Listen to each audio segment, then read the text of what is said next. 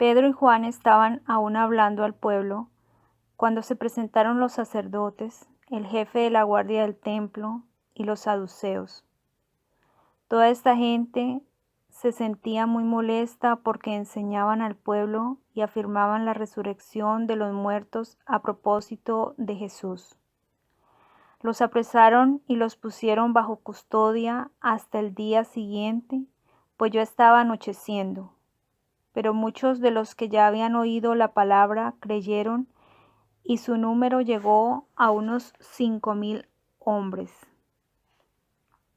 Al día siguiente, los jefes de los saduceos se reunieron con los ancianos y los maestros de la ley de Jerusalén.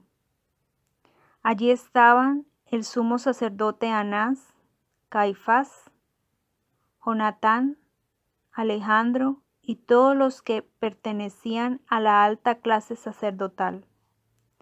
Mandaron traer a Pedro y Juan ante ellos y empezaron a interrogarles. ¿Con qué poder han hecho ustedes eso?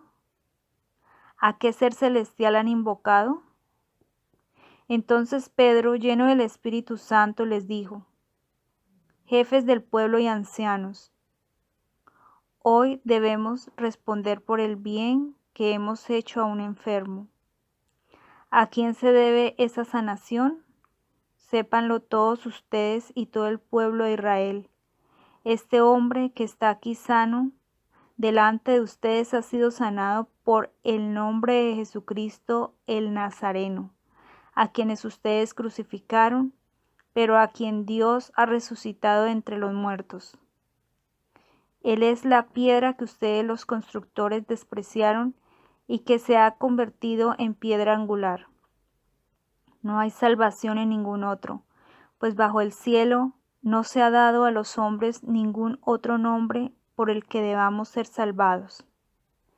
Quedaron admirados al ver la seguridad con que hablaban Pedro y Juan, que eran hombres sin instrucción ni preparación, pero sabía que habían estado con Jesús.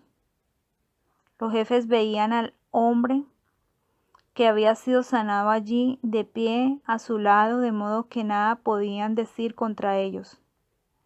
Mandaron pues que los hicieran salir del tribunal mientras deliberaban entre ellos. Decían: ¿qué vamos a hacer con estos hombres? Todos los habitantes de Jerusalén saben que han hecho un milagro clarísimo y nosotros no podemos negarlo. Pero prohibámosle que hablen más de ese nombre ante ninguna persona, no sea que esto se extienda entre el pueblo.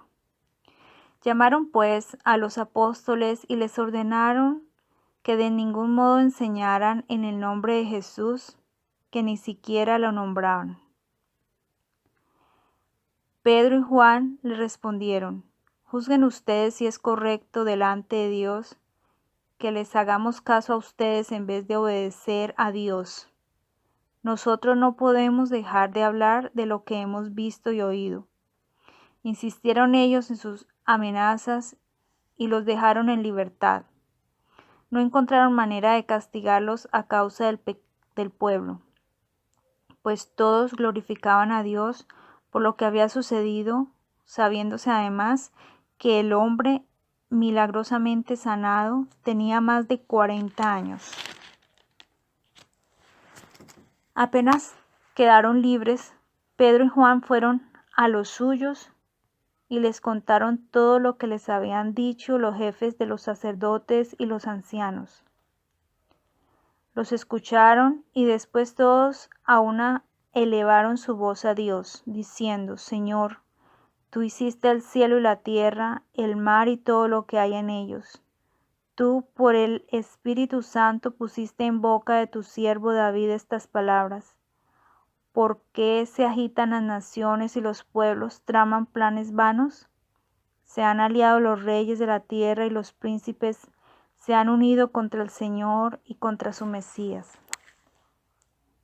Es verdad que en esta ciudad hubo una conspiración de Herodes con Poncio Pilato, los paganos y el pueblo de Israel contra tu santo siervo Jesús, a quien tú ungiste. Así ellos consiguieron lo que tú habías decidido de antemano y llevabas a efecto. Y ahora, Señor, fíjate en sus amenazas. Concede a tus siervos anunciar tu palabra con toda valentía, mientras tú manifiestas tu poder y multiplicas tus intervenciones, realizando curaciones, señales y prodigios por el nombre de tu santo siervo Jesús. Terminada la oración, tembló el lugar donde estaban reunidos. Todos quedaron llenos del Espíritu Santo y se pusieron a anunciar con seguridad la palabra de Dios. La multitud de los fieles tenía un solo corazón y una sola alma. Nadie consideraba como propios sus bienes, sino que todo lo tenían en común. Los apóstoles daban testimonio de la resurrección del Señor Jesús con gran poder, y aquel era para todos un tiempo de gracia sin igual. Entre ellos ninguno sufría necesidad, pues los que poseían campos o casas los vendían, traían el dinero y lo depositaban a los pies de los apóstoles, que lo repartían según las necesidades de cada uno. Así lo hizo José, un levita nacido en Chipre, a quien los apóstoles llamaban Bernabé, que quiere decir el que conforta. Este vendió un campo de su propiedad, trajo el dinero de la venta y lo puso a los pies de los apóstoles.